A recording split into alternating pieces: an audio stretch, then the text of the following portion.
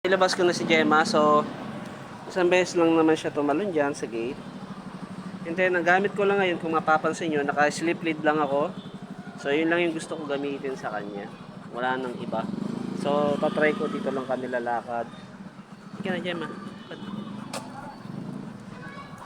Kami! So, marami na naman siyang chine-check ng mga bagay-bagay na hindi naman dapat. So, kung mapapansin nyo, medyo nauuna saan si Gemma. Dito lang. So, inahata ko lang siya pabalik sa akin. Dito. Gemma, ano ba? So, hindi mainit. Ngayon, nilabas ko siya.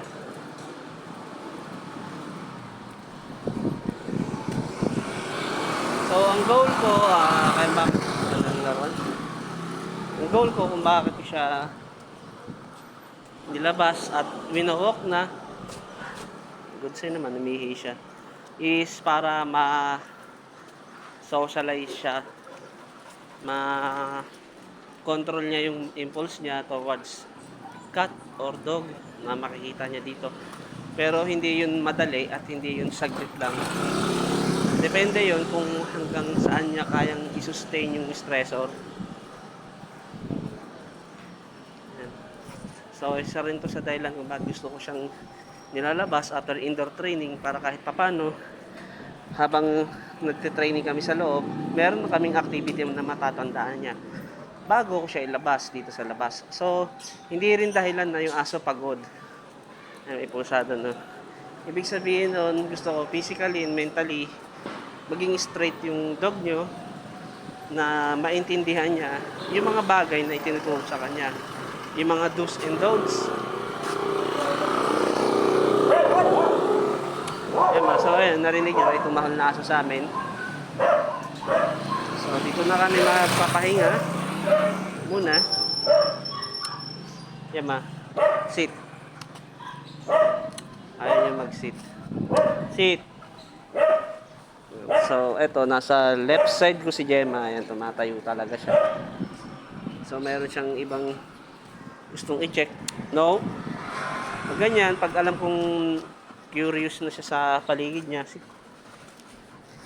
kinokorek ko na siya kagad. No, So, nandito kami sa lugar na to. So, kanina may pusada na natutulog. Hindi niya naman yun napansin o hindi niya pinansin. So, talagang tumayo na siya. Okay, lakad na. So, lalakad na kami ulit. So, mapapansin nyo, ganyan lang yung ikli ng leash ko. May aso doon, tinahulan siya. Hindi naman siya tumahol. So, ayan, nakita niya na may pusa doon.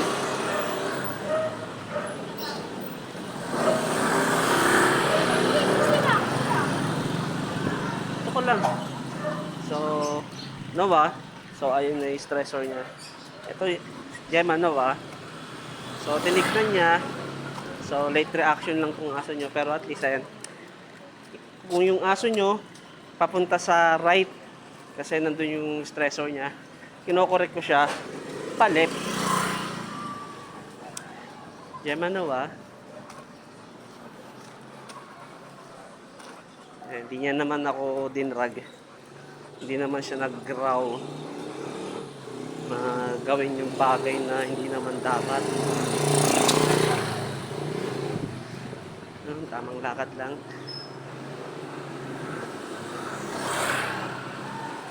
Good girl. So, kahit naglalakad kami, kinakausap ko pa rin si Gemma while filming. Gemma, dito lang. Diba? So, madalas talaga siyang tumingin dyan para mag-check kung anong meron doon sa ilalim. So, mga master ng aso niya yun sa bahay niyo na pumunta sa ilalim ng sasakyan kasi alam niya eh. Ito lang.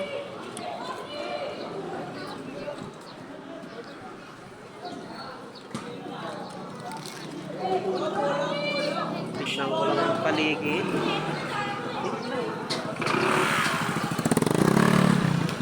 Merong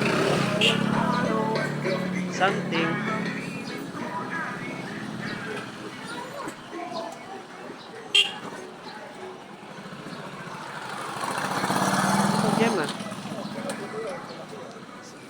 minsan kaya ko siya tinatighten ng balik kasi malapit siya sa tao.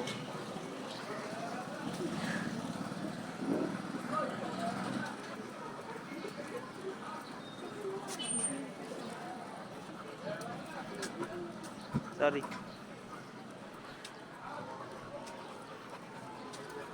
Good girl, Gemma.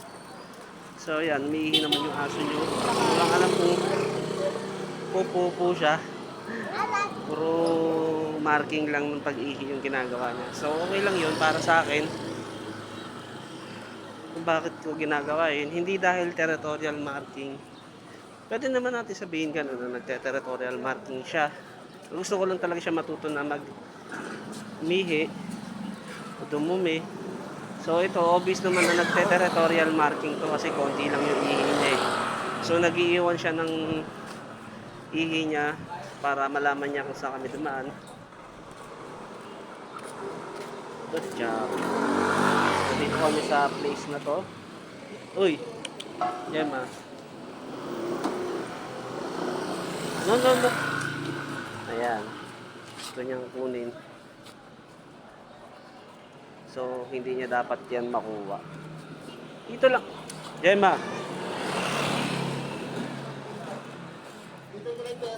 So, dahilan kung bakit kami tumatambay dito. Kasi ito yung, para sa akin, yung pinaka safe na spot para ipahinga yung dog nyo. Also, ayan, may mga stressor din sa dyan. Noah, yan na. Ito, lakad dito.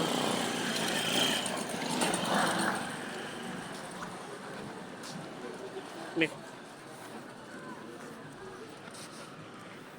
Gemma. Dito. Yan. Lakad na.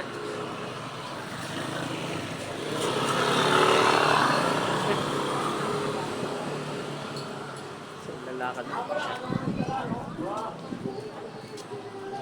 So, dito na kami sa crowded na lugar.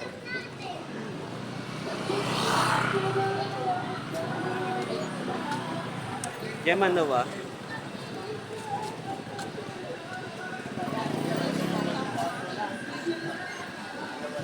Daddy, Gemma.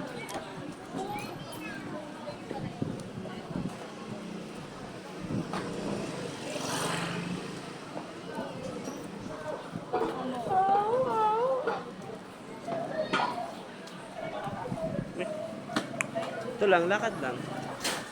Naitignan niyo yung mga tao. Sinecheck niyo yung paligid. Tapos dumami tao.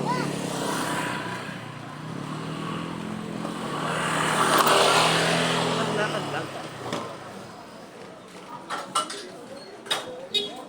Gemma.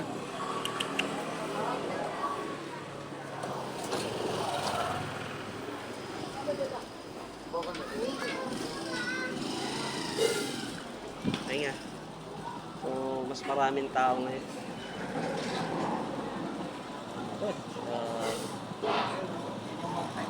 No. Diyan lang. Oh, relax. Unang kong sayasin. So, dahil nakikita niya may mga sasakyan doon.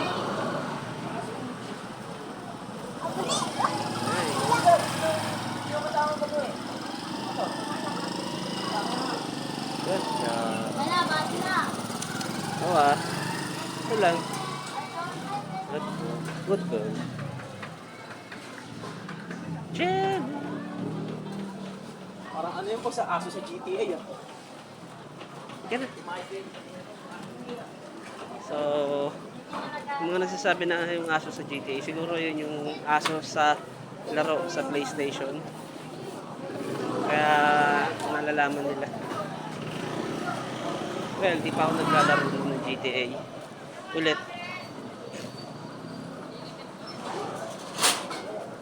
Good. So, English nyo, hindi naman masyado mape-pressure yung aso. Wala akong makitang hayop na aso o pusa dito sa way na to.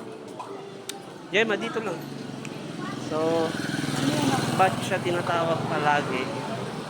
So, ang gusto niyang gawin is hagilapin yung mga kalat. Dito lang. No.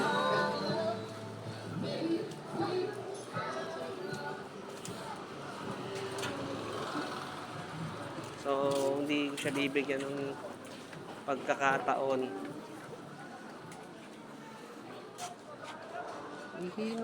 Marking ka ng marking. Sa ngayon, pagbibigyan ko pa rin siya doon. Pero sa susunod ko, correct ko na siya. Hindi naman kasi always dapat kinuha yung aso sa mga bago lang sa kanya, sa buhay niya.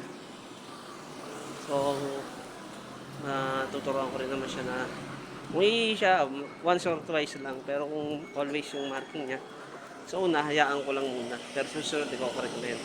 Diyan man ba? Dito. Ito lang. Good. So, wala pa akong nakikitang stressor niya na iba. Sa way na to, na aso o pusa. Pero, always niya naman chinecheck yung ilalim ng sasakyan. So, malamang may nakikita siya doon. Pero, kahit pa paano, pine-prevent ko yun na mag-cause ng i-drag niya ako para pumailalim.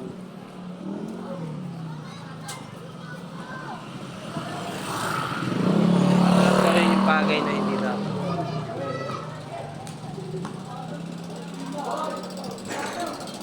Diretso ka muna.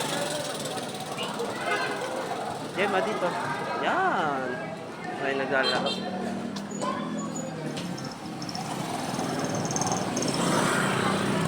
Oh. So dapat lang. Anong amoyin yun? Uy, bulldog! Hindi, Rottweiler to.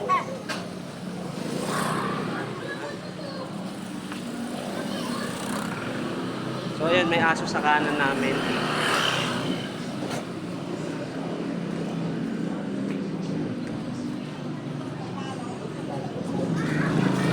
Lakad na.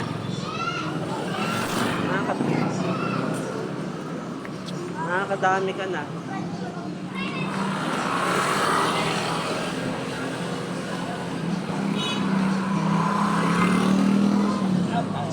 Tema. Yehey! Gawin mo lang yan. Good. Tema.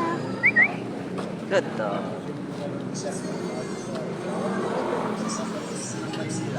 Meh. Uy. Ano pa naman yun, Jem?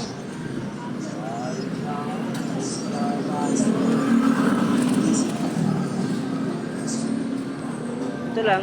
Meh. Jem, sit. Sit.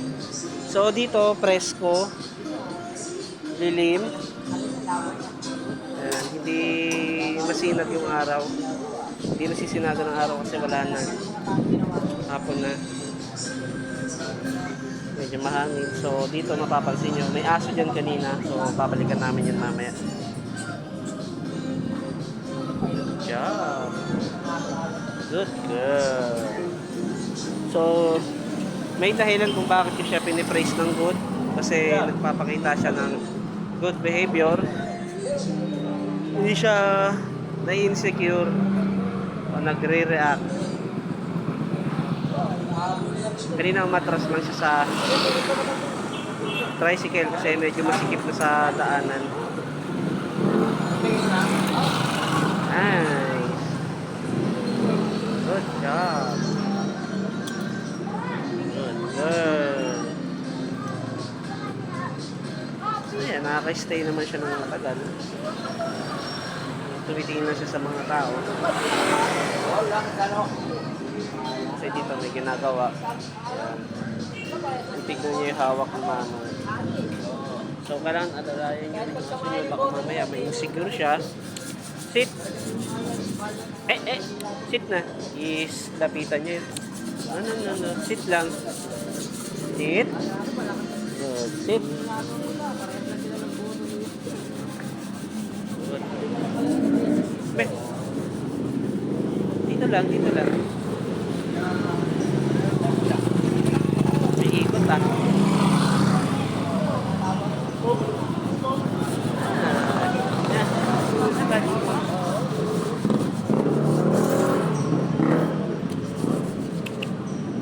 So medyo iniklian ko.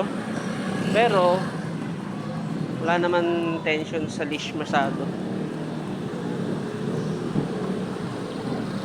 So kung mapapansin nyo, kung mapapanood nyo lang yung aso nyo nakababa pa rin talaga yung ulo. So meron siyang hinahanap. So andun na yung aso sa kaliwa namin. So wala akong gagawin niya. Hindi niya naman nakita. O ayan, nakita niya na. So, wala, umalis na siya. So hindi lang yun. Meron din kalat. Hindi. Dadaanan namin yan kalat. Oh, Noah. So pag ganyan na i-insist niyang amoyin yun, nilalayo ko na lang. Kasi ayaw kong i-grab niya yun. So abala pa yun.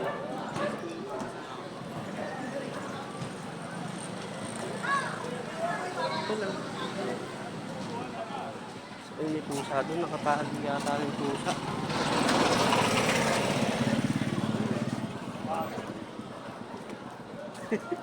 Bukas na yung gate. Hoy, uwi ka na? Sarado natin, babe. Ay, dyan na pala si Sir. Good job.